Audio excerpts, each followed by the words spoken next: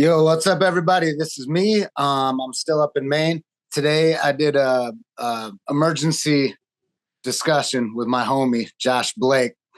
We met at different Globetrotters camps, but I think we probably started getting closer in an Austria camp we went to, where I think we got to have more of an authentic connection at that one. And since then, we've been developing a friendship. It's pretty dope. He just opened his own academy, his own school, whatever people want to call it.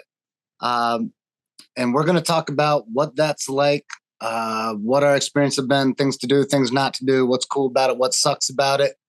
Yeah. So, Josh, tell everybody about yourself, your jujitsu journey, and all that. Yeah, man.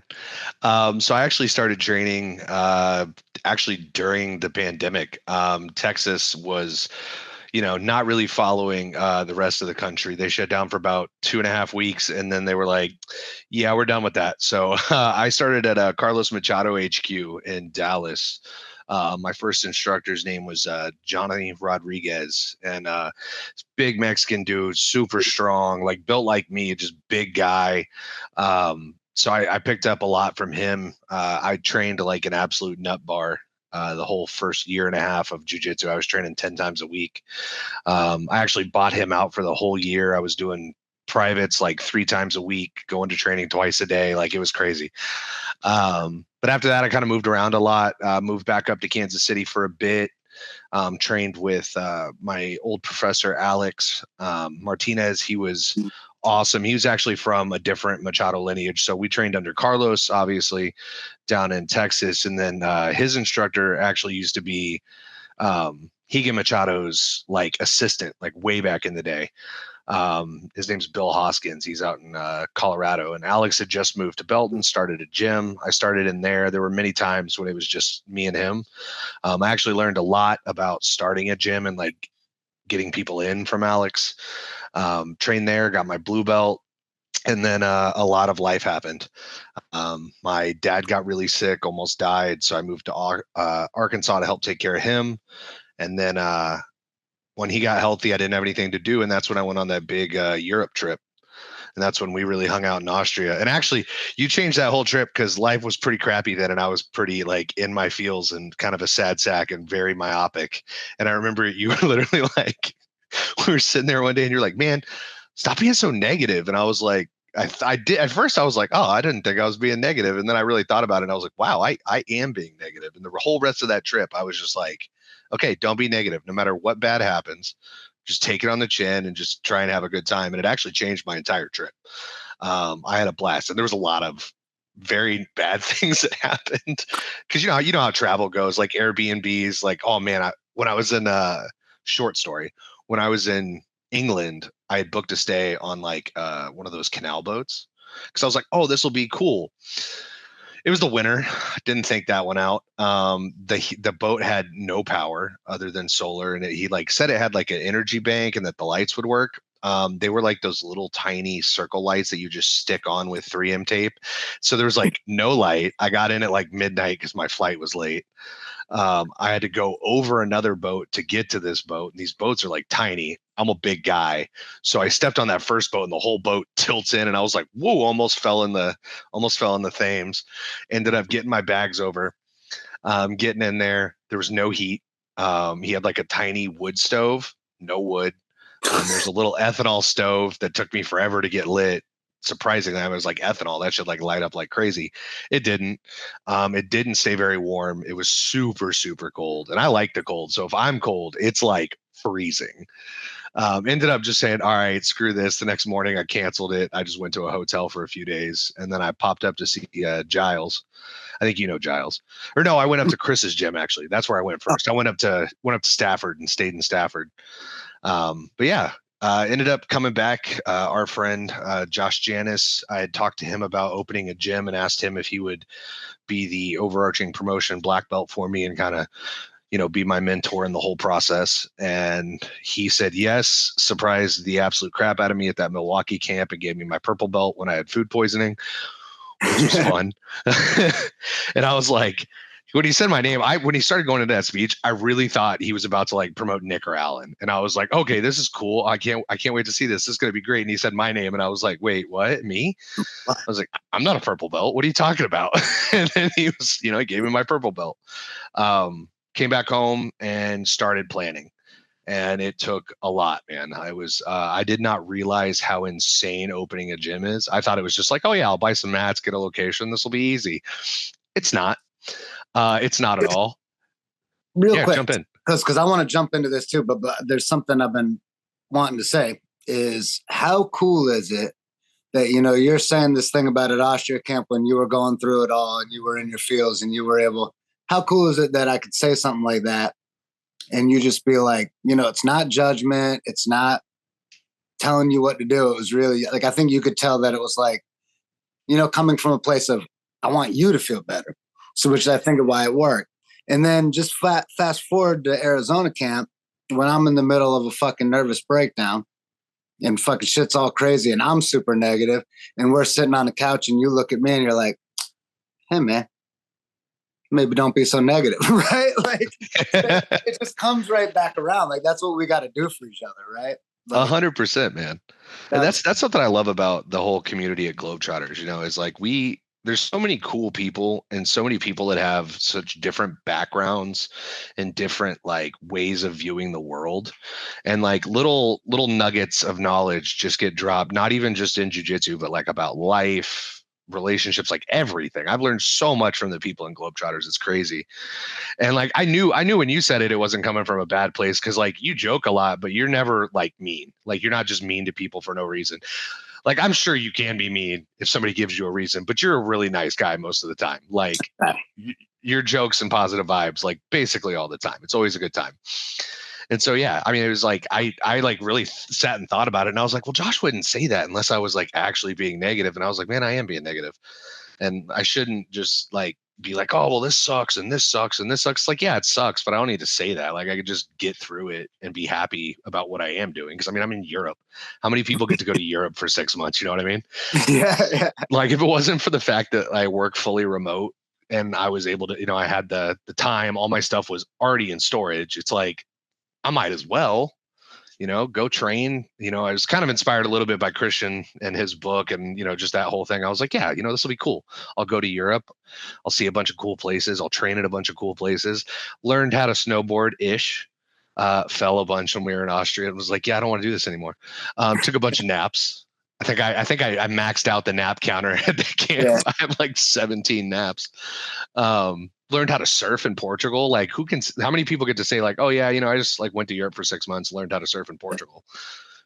Well, for me, like I would never tell somebody like you're being negative if I thought they wanted to be being negative. I would just be like, oh, they want to be being negative. I'm going to go over here where they're not. But like I knew what you were going through, right? And it's like, of course you had a reason to be feeling the way you were and being negative.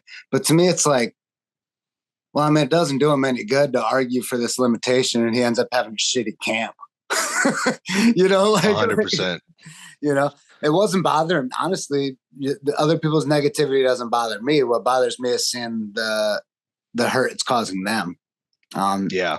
And I'm not saying that to sound like I'm such a good guy. Like, nah, man, that's what it is, But all right, opening a school. So you opened it up. I have my own school. My origin story on that is different, but you're doing it the right way. What have been some? What have been like you were talking about? It's been more work than maybe you thought it was going to be. What are some of the things that have jumped up that you're just like, oh shit, that's a lot of work? I made a lot of work for myself because I chose a not poor location. It's actually really awesome. I love the building we're in. It was really good rent. A friend of mine owned it. The place I was looking at was about $1,000 more a month. It would have been much easier to renovate because the guys they were contractors. They would have renovated it for me and just put it into rent, but it would have cost so much more money over time. But where I really kind of shot myself in the foot is, we went into a 110-year-old building, and it's in a downtown old town. This town was started in like 1880 something, college town, super old building. Nothing had been in there for like 10 years. So we had to do a complete remodel. I replaced everything. I replaced the entire bathroom, toilets, sink, vanity, the switches. We replaced the floor. We redid the floors. We replaced the entire drop ceiling. There was a section where it didn't even have where it didn't even have a drop ceiling that we had to put in an extension. I've never done any of that before. Luckily, my stepdad worked in maintenance most of his life, so he was there kind of in an advisory capacity, and him and my mom also helped with a ton of stuff. I started the gym partially because I was like, all right, I want to own an academy. It's something I've been thinking about since I was like a 2-stripe white belt. I was like, I was hooked instantly. I got into jujitsu, and like every white belt, I was like, I'm going to do this forever. And everybody's like, we'll see. But like I was hooked. So I've been planning this forever. But when we got started, I was like, I want to have an academy so like I can hire my mom to do my admin work and she can retire early because I could pay her the same salary and she can retire early. She doesn't have to work. Her and my dad can just go on trips, do whatever they want to do. But yeah, starting in an old building, man, location is so important. And I didn't realize that. Like, good bones are one thing, but I would have definitely, if I could go back and do it again, start in a place that didn't need quite so much work. But was it the dollar value of bringing it up to code and making it safe was just more than you thought it was going to be, or just the time, or? A little bit of both. It was an unexpected things. Like, so we we put the first drops when we first put the tiles in the drop ceiling. It had rained a couple times and we didn't have any water in there. All of a sudden, we put these brand new tiles in. Now we got leaks. So like, I had to go buy like three more boxes of tiles. Those are like $150 a piece. Small things like that. Certain things up to get us up to code. There was no fire alarms in there at all. No fire extinguisher, nothing like that. The lights were all super old. They were run with like really old cable that you don't really use anymore. So we had to redo all that. We had to redo all the lights. And it was crazy. I didn't realize how much certain things cost. Like I was thinking, oh, drop ceiling tiles, those got to be cheap, right? It was like almost $2,000 to do like 2,000 square feet, which is crazy to me. And that's because I went with the particle board ones. The ones I wanted to do were those vinyl ones because I was like, oh, that'll be really resistant to sweat and humidity. It would have cost me $3,500 to do the same space with those. Yeah, man. Yeah, everything's expensive. Everything. Like, yeah, it's stuff you don't even think about. Yeah, like people think. Well, one of the things when you're going into commercial that people don't think about is 2,000 square feet of commercial space is a small space, right? Well, 2,000 square feet is also a huge house, right? Yeah. So like I'm going to do linoleum vinyl planks flooring and it's only like $3-4 a square foot, right? Well, look, motherfucker, you're talking about a 2,000 square foot space. So that 10-foot aisleway you want down there ends up being 1,000 square feet. So that's $4,000. And now you got to pay for installation or do it yourself. Like, but I think the math gets a little, everything is just, exponentially increased by the scope and the size of the project. Absolutely. The flooring, actually, that's what's crazy is I wanted to do that vinyl like click-in plank. Yeah. And my dad was like, he's like, hey, we could do that, but it's going to take a lot more time. It's going to cost 3 times as much. He's like, if you just get the peel and stick vinyl, he goes, you have tile already. He's like, we'll just put it right over the top of the tile. And like, it took us forever. We got in there. The floor was nasty. Like my buddy's daughter had been using it as like a art space. So it was like that side was kind of cleaned up, but not really. There was like a big hole in the back wall that went to the other building behind us. And so we had to like frame that in, sheetrock it, paint it. And then when we did that whole peel and stick vinyl, I was like estimating my square footage. And I didn't realize, one, I bought too many mats. That's where I also shot myself in the foot. I should have measured twice and double checked with the supplier how big the mats were. Because on the website, I thought Fuji mats were like 2.5 feet by 5 feet. The ones I got were 3.5 feet by 6.5 feet. So I have too many mats. Luckily, I got extras. We're going to build a pit wall here soon. So that'll be cool. Oh. Yeah, it's going to be fun. But, like I bought too many mats. I was a couple wall pads short, but we made that work. And then I didn't realize how much square footage we were actually going to need for flooring. So the first round of flooring, I just bought out everything they had in the color I wanted at Lowe's. And that was like $600. And that got us literally the entry, like the little entryway. Cause like when you walk in the gym, you walk in, there's like this little entryway and then like a little half wall and then into the main area. we only got the entryway done, and I was like, oh, we're gonna need a lot more of this flooring. So I ended up making like 3 trips. I took 2 trips to the one here in no 4 trips, because I took 2 trips to the one here at Lowe's in town, bought all the flooring, went to the next town 30 minutes over, went to their Lowe's, bought all the flooring. Ended up the final day we were putting floors in up until 20 minutes before I taught my first kids class. Mhm. And I had to go to the other town 45 minutes the other direction to get the rest of the flooring that morning. So that was, yeah, the flooring was crazy. Lights, I did not realize how expensive replacing light panels is. Oh, it's I was crazy. The ballast, it depends on the ones you got. Are they LED ones? Are they the old ones? Do you have to rewire them? Do you have to replace them? Like, it adds up. And if you get an electrician to do it, you're adding $150 an hour to whatever. yeah. Yeah, luckily my brother's a union electrician, my stepbrother. So he came out and showed me how to redo one, because I bought the LEDs. I was like, we'll go with the LED panels, so we'll have nice lights. I won't have to replace them very often.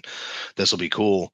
And then he was like, all right, well, the good news is these are smaller, lighter. The bad news is you need to replace all the wiring because you don't have the right wires for this. And I was like, all right, cool. So we had to redo all that. So yeah, man, just estimated cost, just going into that old building, I was way under what I thought I was going to be able to do. 'Cause, I talked with Josh about it. And at first I was like, oh, I'm going to take out like a $75,000 business loan and do this. And he was like, and the bank was like, yeah, your credit's not really good enough for that right now. Mhm. So I was like, all right, cool. We'll figure it out another way. And he, I was talking with him about it, and he's like, well, I mean, you could start a gym for like 15,000. And I was like, well, I could cash out my whole retirement right now and I'll have that. So I did. And that's what we started with. Um, that didn't really go according to plan.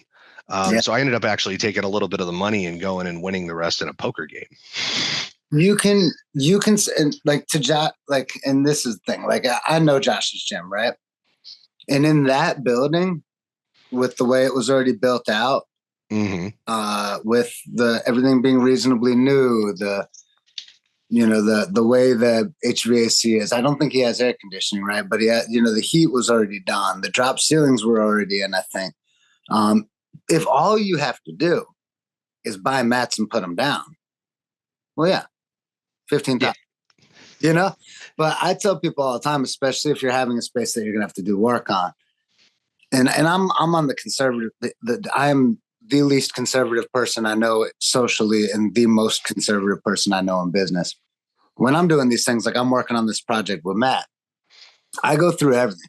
I know the exact square footage of everything to the foot, and then I do it all, and I have a whole spreadsheet of how much everything's going to be, and I have all my estimates and all my quotes and everything, and I do all that, and I double check it and I triple check it, and then at the end, I add 30%. I say it's going to be 30% more than this, period. And anything other than that is a pleasant surprise. So that would be my big recommendation for people starting a gym, because if you're starting out in a financial crunch, you're not going to have the emotional bandwidth to deal with the next year or two of financial crunch that's coming with it. Mm-hmm. Yeah, and I actually got pretty lucky there. I'd been teaching at this gym one town over, and I was real upfront when I showed up. Like day one, I introduced myself to their black belt and was like, "Hey, I heard about you guys from this guy Jonathan, who I actually met in Milwaukee, like a year and a half ago." And I was like, I'm going to be starting a gym in Warrensburg. I just wanted to come introduce myself, see if I could train here until I get open so I can keep training. And he was like, yeah, man, that's great. And, he was really positive about it. Thankfully, they're still very positive about it. I was teaching there for a long time, and a bunch of the students ended up liking the way I teach, liking the way I coach. So they ended up leaving with me. Thankfully, there's been no drama. I was kind of expecting it. I was like, I didn't realize how many people were going to leave that gym, but thankfully they're all real cool about it still. So I actually had like a pretty core group when I started. Good. And then I had a ton of people sign up. I actually just deposited the last check of our first months of membership, and we broke completely even. So that was awesome, because I was expecting to lose money. I was like, I have enough in my paychecks that I can cover rent and everything if we're not profitable. But thankfully, we broke even this month. And I've actually just talked with the local PD. They're going to be coming down, and we're doing some Leo training, like a Leo's only class, and then expanding on their program. And so that'll be another like 15 people. So next month, I should even be in a better place. But a lot of gyms aren't like that. Most. I mean, jujitsu is cool because if you do it right, that can be a common thing. Look, a service so I'm like a service sales guy, right? That's what I've done my whole life. And it's really cool because when you talk to people that are in manufacturing or retail, you start realizing that when the overhead numbers disappear, it's easy to make profit, right? So, like on a membership, right? Of course, you're trading your time for money. The overhead is your time. But at the end of the day, other than paying for computer systems and making sure there's toilet paper and the place is clean, cleaning supplies and rent, it's not like every time. It's not like when I teach a private lesson, it's like I'm selling this private lesson I paid $60 for $70, which is how a lot of other businesses are, right? So that's weird for, but I mean the marketing thing. Are you doing any marketing? Have you needed to do any marketing? I really haven't needed to do any yet. We made some flyers that we did it like super old school, Mm-hmm. like we were putting on a small concert. I made a bunch of flyers, posted them up around town. I had a friend that I actually I went to elementary school with that offered to post them up all over town for me because he likes to walk a lot. And so I was like, sure, man. So he posted up a bunch. We handed out a bunch, just a lot of word of mouth. Thankfully, this is a pretty small town. We have about 38,000 people when college isn't in session, but we boom up to about 80,000 when college is in session. So it kind of fluctuates a little bit, but I know a lot of people here. I grew up here. A lot of people know me. Yeah. So when I came back and I started just telling people like, hey, I'm going to be opening a gym, a lot of word of mouth happened. And then I made like one post in our community Facebook page. And that weekend I had 36 people sign up. And I was like losing my mind. I was expecting 15. I was like, if I get 15, I'm super happy. We hit 36 by Sunday, and I was like, whoa. Yeah, man. Yeah, man. I think with the marketing stuff I mean, obviously you can do the whole, I'm the first search on Google. Everything is a business, like people in, people out kind of thing. But I don't think for jujitsu school, that's great because it's really about the relationship. And when you run the numbers on the total value of a teammate to the gym over time, it's insane, right? Like you don't need to be worried about these short little bursts. But what I would recommend, if you can do it, is the first two memberships that you have come in, whatever they cost, that are above your break even, whatever that is, that's your monthly marketing budget, and you spend it every month no matter what.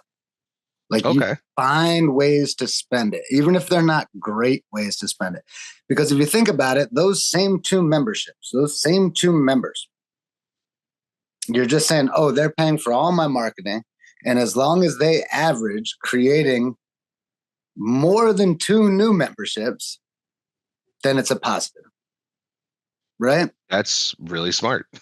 Yeah. And then everybody doesn't do that. Oh, well, I already got to the 36 members without doing any marketing at all. I guess I'll never need marketing again.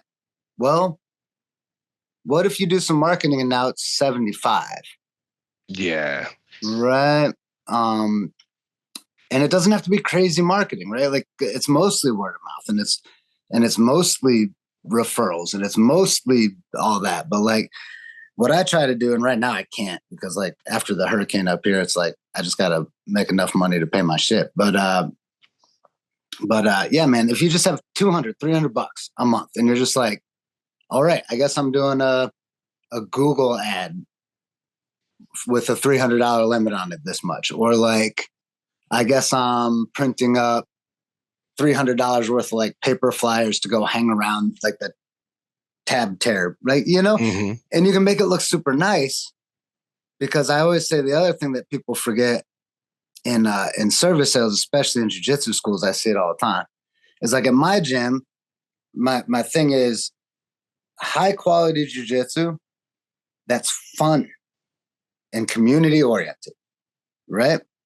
So any marketing I do, any material is like, how do I get high quality, fun community?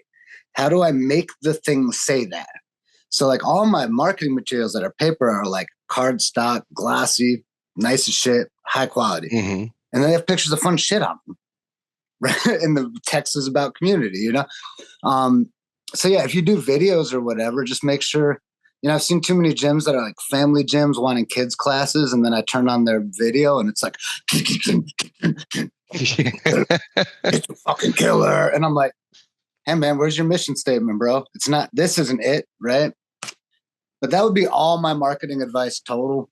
And that's, That's really smart. yeah. I'm gonna do that actually. That's a really good idea. Another thing I do that I straight up You stole this do. idea. You just Yeah, do that I it. do. I straight up stole this idea from our buddy Alan. Shout out Alan Tatone. Yeah, Alan Tit one, the Namaste nudie if you're a globetrotter. He had this hoodie and it was like, ask me about karma jujitsu. And I was like, that's like really smart. Yeah. And so I stole that idea from him. I even told him, I was like, I'm stealing that idea. And he goes, do it. And I have a shirt that just says, ask me about 7-chamber jujitsu. And like anytime I go anywhere, people are like, what's jujitsu? And I'm like, let me tell you. And I've gotten like 3 or 4 people that have come in. I've met them at like Walmart buying groceries or the Hy-Vee buying groceries. They just asked me about it and I told them about it. And they came in, tried out a class, and now I got a couple people that come every day from that, which is cool. It's definitely interesting. I'm not a real big marketing person. I don't really understand a lot of social conventions. And I think that's from the TISM, but I had to learn how to be social. I was a real weird kid, so like it's weird for me. I don't really understand it, but I have all these people like you and Alan and Josh, and I can see how everybody else does it, and I've kind of stole little bits and bobs from everybody. You can execute the technique, right? Like you don't have to understand why. Yeah. When I was a personal training manager, I had a shirt that said, ask me about personal training. People would ask all the time. And I also would keep one of those bioelectrical impedance handhelds on me all the time, in a bag, in my pocket, wherever. And anytime anybody would ask me about like personal training, because my shirt, I would just be like, well, one of the main things that everybody wants is to reduce their body fat percentage, build muscle, lose fat. I hear it all the time. Do you know what your body fat percentage is? No, I don't. Would you like to know? Yeah. How do I get that tested? Well, funny, you should ask, right? And I would be booking consultations for them to come in and see me, which is basically like a sales call, being honest. So if you get that shirt and if you wear that shirt, make sure that those questions are turning into appointments on the schedule. And if you don't have an onboarding process that involves talking to the person about what they're hoping to get out of jiu-jitsu, showing them that you can help, organize how that's going to happen and making them feel like, oh, this is a thing I can do and I can imagine doing. Do that. Make that process. Use those questions to book that process, right? And just keep trying shit. Keep throwing shit at the wall and keep track of your conversion numbers. Because you can make little tweaks here and see how it changes, right? That key performance indicators. And I would say the craziest thing I see in the jiu-jitsu community, coming from a big gym background, is all these dudes are black belts literally at making small adjustments and keeping track of what works better and what doesn't. And they do that in everything except their business. Which doesn't make a lot of sense. Yeah, just jiu-jitsu that shit. Yeah.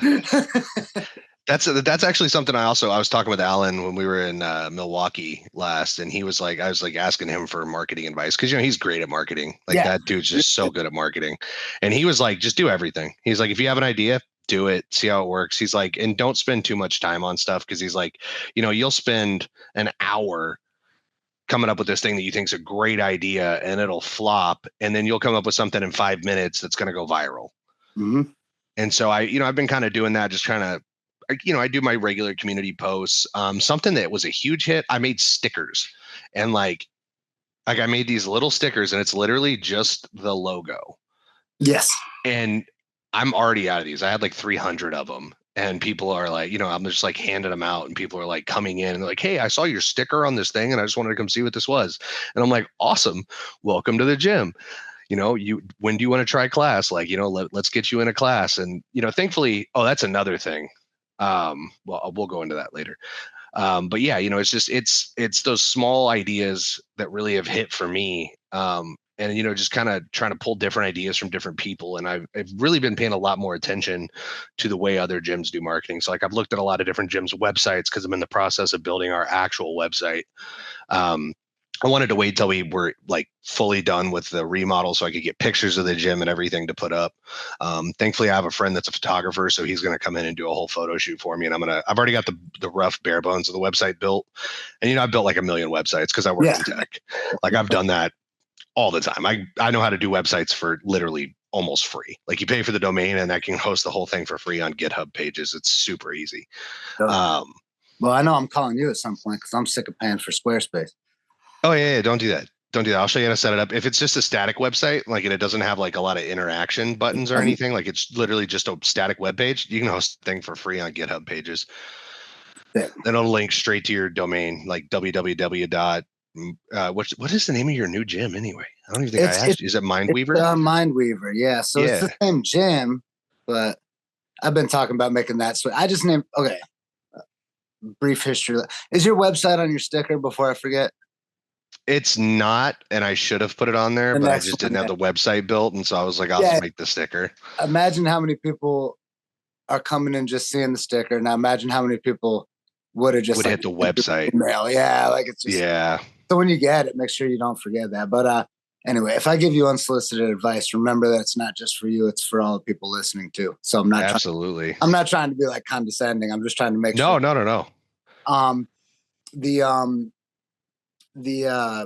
My gym. Yeah. So I decided after the last gym that I opened with my instructor and my friends, super successful, awesome. We got up to like 400 members, and then it all kind of fell apart in COVID. And I just quit life. Right. So I was like, fuck this. I keep busting my ass, making other people rich, and never works out for me. A lot of that's because I'm a difficult person, just to be honest. But so I just moved into a closet with jiu-jitsu school. And I wasn't going to do shit, right? But I wanted my own sandbox, like place to train. So my gym was like, I'm not going to work. I'm not going to do marketing. I'm not going to do business. I quit that, right? It's just going to be a gym. I'm going to put mats down. If people want to show up, they can show up. And if I want to go travel, I leave. And my students just know in their contract that it says I might be gone a week out of every month, right? And that's why it costs this. And the issue is the deal was like, I'm going to pay this guy 50% of everything I make, which was perfect because it means there's no chance for loss. Right. But it's a bad split. Yeah. Right? That's a rough split. 50% is a lot. But I was never planning on doing it like a business. Right. That wasn't in the cards. But now that I am doing it like a business, I was like, okay, well, what I got to do is I got to open a new location. I got to change the name. I got to rebrand everything. And do everything the way a real business is done, And I thought changing the name was definitely part of that, So yeah. I mean, a good rebrand. And the funny thing about names, man, I workshopped the name of my gym so much, and like half the people got it, the Wu-Tang reference, and half the people didn't. And finally, I forget who it was, but they were like, "Man, it's your gym. Just name it whatever you want." And I was like, "You know what? Yeah, I'm just gonna name it whatever I want." I was like, "I've seen some goofy names for gyms before. I've seen some great names too. I've seen some awesome gym names, and I've seen some that are just ridiculous." And so I was like, "Yeah, I'll just name it whatever I want. It's the quality of the training and the environment and the gym culture that's really gonna stand out. Not the name. The name is just for people to recognize when we're at like tournaments and find me on the internet. The name can be whatever you want it to be." Well, it's interesting because I'll say like 15, 20 years ago, the smartest thing you could do is take your gym, pick the name of the town that it's in, and call it That Brazilian Jiu-Jitsu. I've seen a ton of those. Best way to do it 15, 20 years ago, right? The issue is that doesn't have people need a story. Yeah. Right. People need to feel something about the something. So it needs to mean something. You're always communicating information about your service, right? Like whether you know it or not is the hard part, right? If the bathrooms are dirty, well, yeah, you're communicating something about your whole gym, like your jiu-jitsu sloppy. That's what people are subconsciously take from it. But I think like with the name that you have, it's dope. It's cool. It says a lot about like how old you are, right? It kind of dates you. It's going to attract the people that you're probably hoping to attract. It's martial arts referencing, right? Yep. Showing that you're not a knucklehead gym that doesn't think nothing about martial arts, but you're also not so serious that you're not going to name your gym after Wu-Tang. Yeah, exactly. Like we have fun, like Wednesdays, the playlist, not for kids class, even though Wu-Tang is for the children. On Wednesdays for adult class, it's Wu-Tang Wednesday. Like I throw on Wu-Tang on Spotify. That's what we train to on Wednesdays. But yeah, and like our gym colors, shout out Mike Courier. He did awesome rash guards and gis. I mean, the gis and the rash guards he made for me are fantastic. I'm almost out of them, which is crazy. We dropped like $4,400 on gear. And a lot of that I was taking at a loss because I did like this Founders Club sign up where it was, you get signed up, you get a slightly lower rate for the life of your contract just because you're showing like faith in the gym early on, and you get a gi. And part of that was like, that was also part of like a marketing idea because I'm like, if everybody in the gym, the starting members are all wearing this gi, that everybody that starts after is going to be like, man, that's a cool gi. I want that. And it's like, oh, well, I'm glad you do because I have them right over here on this wall. Mm-hmm. And, they can buy one right there. Plus, at tournaments, everybody sees it. They're like, oh, man, that's a cool looking gi. I wonder what gym that is. And it's right there on the back, 7th chamber. They come in. They're like, where are you guys from? Oh, we're from Warrensburg, Missouri. Come on down and, come to our open mat. And, we're Globetrotter, we follow the Globetrotter ideals, like, I don't care where you train. I don't care if you cross train. I'm not one of those instructors that's like, if you train somebody else somewhere else, you're a traitor. Like, I don't care. Like, please go train other places, learn cool stuff, come back and show me. I want to learn too. This is a sport where like you never stop learning. And if you do, you're stagnant and you're going to fall behind. Like, you're just not going to succeed. Well, it's interesting because like when we're talking about, the Wu-Tang Wednesdays thing and how older gyms name it the town plus jiu-jitsu, right? I think because this comes up in any discussion I have about jiu-jitsu. Obviously, I'm on the polar extreme end of non-traditional. Mm-hmm. Like, so I try to talk about this in an unbiased way. But if you look at it, if you go to any kind of white gi only, pick a town, bumfuckington Brazilian jiu-jitsu, right? They just name it after the town. They throw it up there. It's good for the metrics on the. Now you go in, and there's a ton of dumb shit, right? Like I'm gonna go in, I'm gonna run in circles. I'm gonna bow to my sensei. They're gonna say 1, 2, 3, clap every time, all the time, and everybody goes, "Ooh!" But it's all just this like cookie cutter manufactured culture. Yes. Right.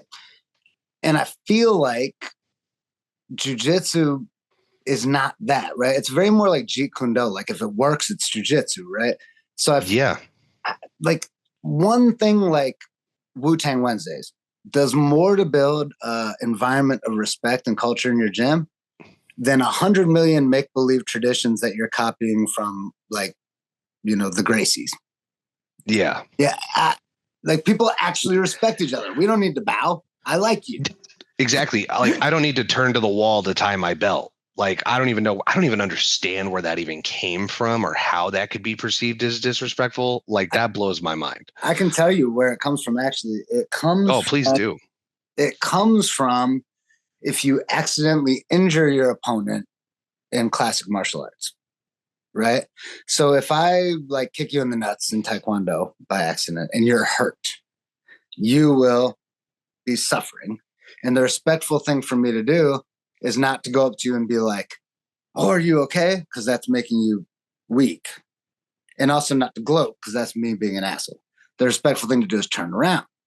And what do you do when you turn around? Well, you straighten your gi and you tie your belt. Okay, that makes sense. That makes sense. So it's like, I mean, I don't know. If my opponent accidentally hit me in the nuts and then turned around, I'd be like, that guy is an asshole. But that's not what we're doing in jiu-jitsu, right? No, 100%. We're turning around and tying our belt. We didn't hurt anybody. And the whole point is nobody remembers why, right? Like I hear Taekwondo guys talk about turning over the punch. And they start doing it like here. And I'm like, what are you doing? Like, well, I heard you're supposed to turn over the punch. I'm like, oh, you're doing what you were told and you never once asked why. And that shit gets into martial arts, and that's what made Taekwondo Taekwondo. And that's what's going to make jiu-jitsu Taekwondo if we're not careful. Yeah, and I firmly believe that. I'm also pretty far on the buck the traditional ridiculousness. Like I don't care what color gi you wear. I don't care what rash guard you wear, any of that. And I don't care if you come in, as long as your gi's clean and you don't stink, you're good. I don't charge drop-ins, none of that. I've had people come in, they're like, "Oh man, what do I owe you for a drop-in?" I'm like, "Nothing. Come in and train. Like you're helping my team get better. That's payment enough." Take donations for drop-ins. Yeah, you think so? Yes. So here's the deal. If you think about the way reciprocity works, right? When you tell somebody nothing, like, no, don't give me anything, it may leave them feeling bad. Like, I want to give you something. This was valuable to me. And I want, the wear and tear on your mats aren't just happening from your students if you're getting drop-ins. Pissing, using toilet paper in the bathroom, pissing on the seat, right? There's some people who you'll say that, like, I don't have a regular drop-in fee, but scan that QR code and it's how you can donate, if you'd like. And then you're getting the best of both worlds. You're not having to ask somebody for something. You're offering it for free, and almost everybody will want to pay something. Okay, that's a good idea. I'll do that. I'll create a Venmo QR code and tape it on my front desk there. That's a great idea. Yeah, all those drops in the bucket, man. You just make that change, and then all of a sudden, whatever. When you got to get $600 worth of ceiling tiles, well, isn't it nice? I had this $600. Yeah, definitely. Unexpected costs were crazy. But yeah, there's a lot of things. If I could redo it, I would do slightly different. I wouldn't have gone. I definitely would have still got the same mats. I got the 2-inch mats because I wanted to be able to teach judo throws. Because I trained a little bit of judo when I was in Texas, and I've worked on it since then on my own. But I wanted to be able to teach like high amplitude takedowns because I do a lot of high amplitude takedowns. Like my favorite way to take somebody down is suplexes. I'm a big guy. If I can lock my hands around you, I don't care how much you weigh, I can pick you up and suplex you. So, I wanted something where I could do that safely without having to constantly drag out crash pads. And I was like, all right, we're going to get the 2-inch mats. We're going to make like, a nice little subfloor so that it's cushioned and it's great in there. But, I definitely would have gone with probably a different location. Although I'm super thankful for my friend Joe that hooked me up with the location I'm in because my rent is so cheap. It is cheaper than if I'd have gone anywhere else in this town. It is insanely cheap. And he's a good guy. How much of a difference does that make? A lot. Yeah. We definitely would not have been breaking even first month if I went anywhere else. Like we wouldn't even break even next month if I went anywhere else. Yeah, and we're already at 55 students, which is crazy because we've only been open for, technically 13 days ago, I started classes, which is insane that we're already at 55 students. I've been open for 13 days total. I had like 38 something when we started, and the rest have just kind of come in from there.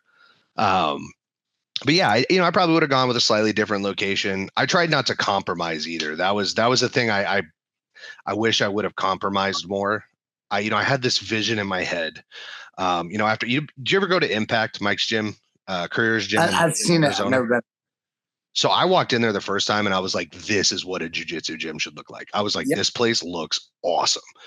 And I wanted that feeling and I wanted it to look professional because, like I'm very serious about jiu-jitsu. Like I spend a lot of time, when I'm at work, I have 3 screens set up here. On this screen on to my right, I always have some kind of either jiu-jitsu matches. I'm watching, YouTube, I'm watching instructional, something is always going while I'm working. I'm almost never not doing some form of thinking about jujitsu. So I wanted my space to like feel professional, right? Like I wanted you to walk in and be like, this is a jujitsu academy. Yeah. And so I didn't want to compromise on anything. And because of that, I ended up spending a lot more money than I should have, because I had this certain look I wanted to go for. And we got there. We did get there. But it costs a lot. And I definitely would have done it slower over time if I could go back and do it again. Well, I'm gonna throw this principle out, this concept that I have in that for you and for anybody else. In singing, that like there's this idea, right? Like if you come out the gate hot, singing loud with perfect clarity, well, there's nowhere for you to go. You either sing the whole song like that, or you go down, right? And there's something to be said for this concept that like everything you do is communicating information, right? So if you can get your gym up to adequate plus. But then every month something's getting upgraded instead of something getting worse, like most gyms are. Right? Oh man, we got new wall mats. Oh man, we just put in this. Oh man, the new front desk is really awesome. Oh, the TVs that just went up. Oh, the new flooring. Right? Like it was just every month, every month, every month. Nobody talks about it, but everybody sees it and everybody feels it. And if you think about this idea in jiu-jitsu of what are we trying to do? We're trying to slowly and uniformly get better at this thing that we're doing. And if the gym is just a physical manifestation of that, that's good. Yeah, the gym should always be improving. I like that concept. Yeah. I mean, it does so much, It does, and and I like that it does communicate that like forward progression because I'm a big believer in that. I my entire life has been learning by failure. I failed a lot. I failed at Me too. almost everything I've ever tried so many times, but I'm just so damn stubborn that I just refuse to quit. And that's the only reason I've been successful in like my regular career. I have a highly successful cybersecurity career, and it's only because like I failed 1,000 times and I just refuse to quit. Yeah, I'm And not there jujitsu is yet. the same way. I don't know, dude. You're pretty good at jujitsu. Yeah, but I'm not successful at it. I mean, it's I guess the win conditions change, right? Like Yeah. at some point I said, what is successful? Well, when I never have to do anything except jujitsu, I'll be successful. Right? That's why I would want to get rich. And then I 100%. realized, like, oh, I don't need to be rich to do that. I could just be good at being poor. Right? Like Yeah. Yeah. since I stopped working and stopped doing anything except jujitsu, the number of mansions and yachts and foreign countries that I've been in, infinitely more than ever before I made the decision to be poor. It's not. That makes a lot of sense. It's bizarre. Well, you know what people with a lot of money have is they got a lot of cool shit that they can do, but what they don't have is anybody to do it with because all their friends are out there trying to make money. Or time because they're so busy doing whatever made them rich that they don't have time to do the thing they love. Yeah, man. So I end up being a magnet for people who are like rich but can't find anybody to do cool shit with. Like, hey, Josh, man, you want like I won't name his name, but he was like, my wife can't go to Zen camp. Do you want to go? I got a ticket. You can have it, right? And I'm just like, man, it's cool that he thought of me because he knows of all the people he can run through who can just randomly say, yes, I'm going to go to Poland for a week. He was pretty sure I was just going to say yes and go. Heck yeah. And that happens a lot. That's one camp I would like to do, man. Zen camp seems like it's right up my vibe. I would love to be there. I think I'm going to try and do that one next year. I mean, it's dope. And like part of why I wanted to start this podcast is because, I think like I'm a weird one, right? Like it's not like I'm super rich and that's why I get to travel around and meet everybody. I just made this decision of like, well, I can live in a closet. I don't have to eat. I'm okay if I'm cold. I don't care. So it's afforded me the opportunity to meet a lot of really cool people. And part of this podcast is like, man, there's all these motherfuckers working 9 to 5, right? Or just broke. Who can't figure out a way to get out and realize like my jujitsu skyrocketed, man. And my value as a human skyrocketed when I started realizing like, oh shit, like the world's big, big. Like just jujitsu is big, big, right? The regional differences, the cultural differences, you go see 150 different ways of how to behave. Like what's the right way to behave? And you see some shit that you never thought of and you're like, oh, I kind of like that. Yeah, like so that's part of this podcast is just getting people to see that, Well, and it's interesting that you mentioned, there's 100 different ways to do things because, like, even just in teaching jujitsu, with the whole CLA method and everything with the eco thing going on, there's like all these people debating like the right way to do things, and like I personally think the right way is whatever works best for your students. Mm-hmm. Yeah. Like, do a mixture, try different things, learn different things, pull from different people. Like my entire jujitsu game is really just a hodgepodge of stuff I learned at Globetrotter camps and a handful of things that I learned from my original instructors, all thrown into a blender, spun around, and that's what my game is. Well, I had a crazy thing happen this morning with like the eco stuff, right? I've been talking about it a lot, and I mean, I'm a non-dualist, so as far as I'm concerned, we're all talking about the exact same thing. We're just using different words because there's only one Yep. fucking thing to be talking about. But I know Preet is like into the eco stuff, right? And he put out this thing that's like a diagram he drew of like his new teaching method that he's going to try on his next level seminars. And I looked at it, and especially the second part, I can't remember what he called it, like it was either learning and action or like instruction and movement. I saw that. And I saw that. I was like, yeah, man, this is what I keep trying to say to everybody, right? Like the way I say it is theoretical knowledge and experiential knowledge. And it has to be this feedback loop. Yeah. Right. And that was exactly what he said. And to me, that's like saying like eco and traditional teaching. Right. Yeah. The feedback loop. So it's really funny because like the mistake, if it is a mistake, I don't know, that anybody does is like they try to pretend it's one thing. Like you can't just do it. Right. What are you talking about? Do one. That's not how jiu-jitsu works. You got to do all. Yeah. Well, I think it also kind of varies. They'll always argue. This is the biggest argument I see people is they're like, well, everybody learns better this way. And I'm like, that's not true. Like, I don't learn well certain ways. My brain doesn't work like that. Like I have a different functioning brain than most people. I have to learn things a different way. Like I can't sit in a classroom and do the whole like, does anybody know the answer to da da da? Because I get bored. I don't want to wait 40 minutes for Johnny to figure out how to read the word ostentatious. Like I'm not going to sit there. I'm like, bro, this is honors AP lit. What are you doing? How do you not know how to read this word?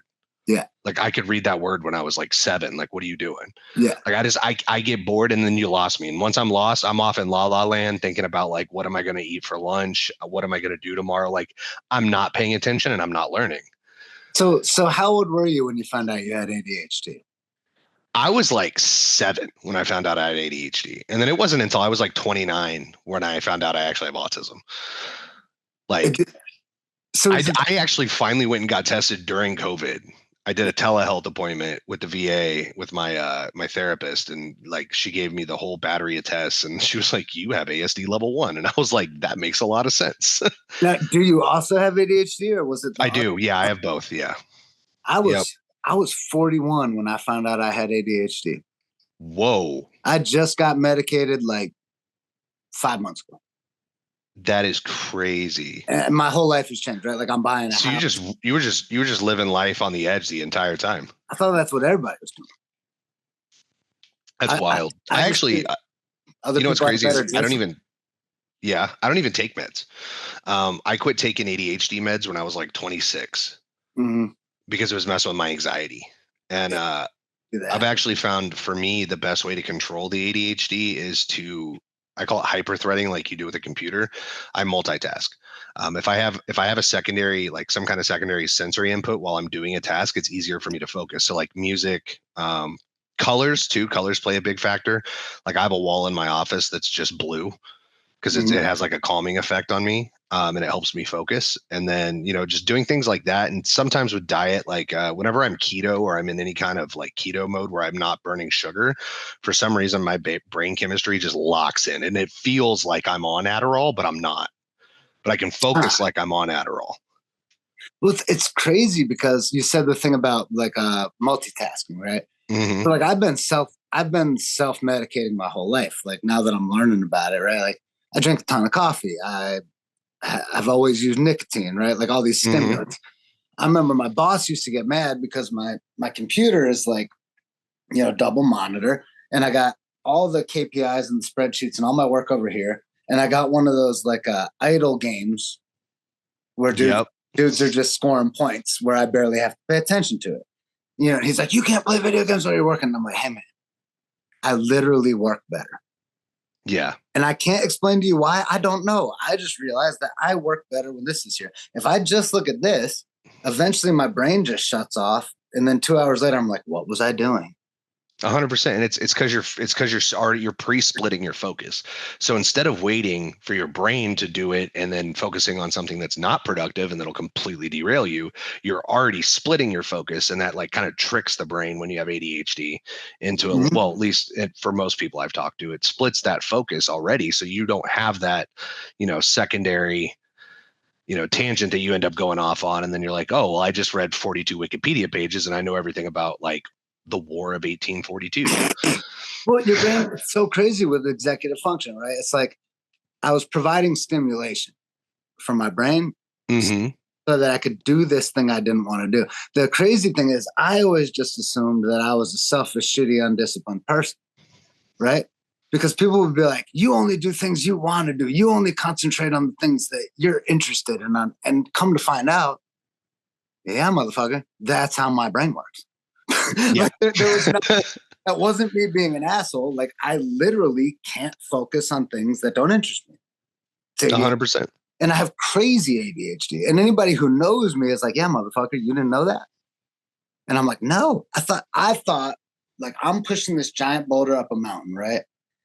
And I'm thinking everybody else around me is pushing these boulders up the mountain. I'm watching them and I'm like, man, I must be a real piece of shit because everybody else isn't struggling. I'm fucking dying over here. Turns out I showed up to the fucking event late and it was a paper mache boulder rolling competition. And my dumb ass showed up with a real boulder. Yeah, it's like a Sisyphean task, man. That boulder's going Yeah. up and then it's coming back down a little bit, and then it's going back up and coming back down a little bit.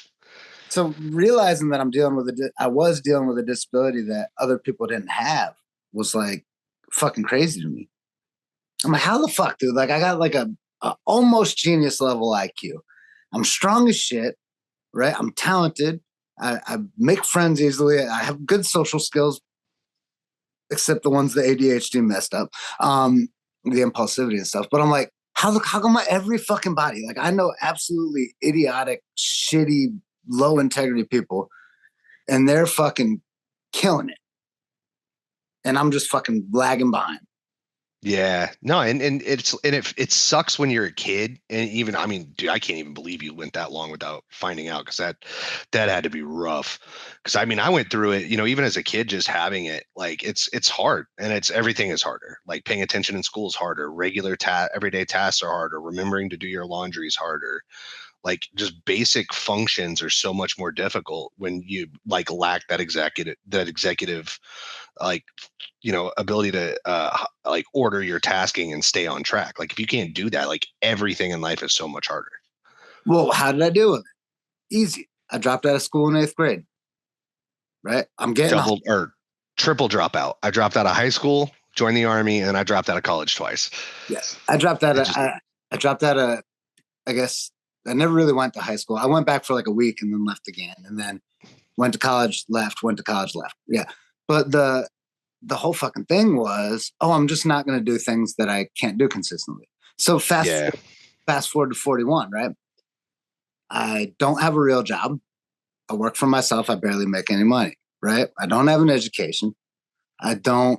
I live in an RV because I don't want the responsibility of paying rent and bills and all that, right? I don't have a relationship because I can't. I know I'm not consistent enough to make it work, right? So just every decision in my life was based around like it's like if you couldn't see, so your whole life is built around being blind, and then somebody's like, "Hey, man, here's eyesight," and you're like, Yeah. "Holy shit!" What? What is this? You're like, this world is so crazy. I didn't know this was all here. You motherfuckers, you could do this the whole time. I hate it all. Yeah. And you knew you could do it the whole time. And instead of helping me out, all you did was fucking judge me and belittle me. You motherfuckers. Yeah. Yeah. No, it's weird, man. Having ADHD, and sometimes it is like a superpower, but other times it is a struggle. Well, I know you got to get going, and we've been yapping. We can do this anytime. By the way, Yeah, man. I love talking to you. It was really great just to see your face. And, Yeah, for sure too, bro. Sweet. What's your next camp? When am I gonna see you again? I'm going to Maine. You going? I'm not gonna go to Maine. I'm not making Maine this year. I'll be in Arizona? Arizona and Copenhagen. I'll be in Arizona. And then I gotta get you out here, man. You gotta come out and teach a seminar, bro. Yeah. We'll go eat all the best barbecue. Yeah. Yeah. All right, brother. It was great talking to you, man. Love you, brother. Have a good day. Love you too, bro. Talk to you later. Cthulhu loves jujitsu, and so should